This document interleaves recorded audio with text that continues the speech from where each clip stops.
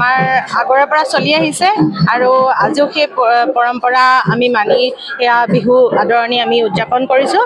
আৰু এইটো এনেকুৱা এটা পৰম্পৰা য'ত বিহু সম্পৰ্কে বিভিন্ন কথা আমি অকল মানে শিক্ষাগত দিশতহে আমি নৱৰূপে অকল গুৰুত্ব নিদিয়ে, সাংস্কৃতিক দিশ হওক, সকলো ফালৰ পৰা খেলা ধূলা সাংস্কৃতিক সকলো দিশতে আমাৰ নৱৰূপে গুৰুত্ব দিয়ে আৰু সেইধৰণে বিভিন্ন উৎসৱ ইয়াত উদযাপন কৰা হয়। তাৰে এটা উদাহৰণ হৈছে বিহু আদৰণি। আমি প্ৰতি বছৰে পালন কৰি আহিছোঁ আৰু এই বছৰেই পালন কৰোঁ। আৰু ইয়াত আমাৰ শিক্ষক শিক্ষয়িত্ৰী, বিদ্যালয় পৰিচালনা সমিতিৰ লগতে ছাত্ৰ ছাত্ৰী আৰু অভিভাৱকৰ সম্পূৰ্ণ সহযোগিতা থাকে।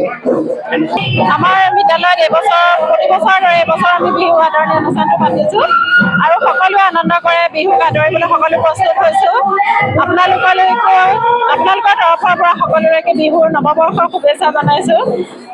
আমাৰতো প্ৰত্যেক বছৰে পালন কৰি অহা এটা আমাৰ নৱৰূপৰ পৰম্পৰা, গতিকে খুবেই ভাল লাগিছে। মানে বহাগ আহিলে আমাৰ মনবোৰ আঙুলি হৈ পৰে, আনন্দই নধৰা হয়। গতিকে আমাৰ পৰম্পৰাটো, আমাৰ বিহুটো আৰম্ভ কৰোঁ আমাৰ নৱৰূপৰে বিহু আদৰণি অনুষ্ঠানৰ পৰাই।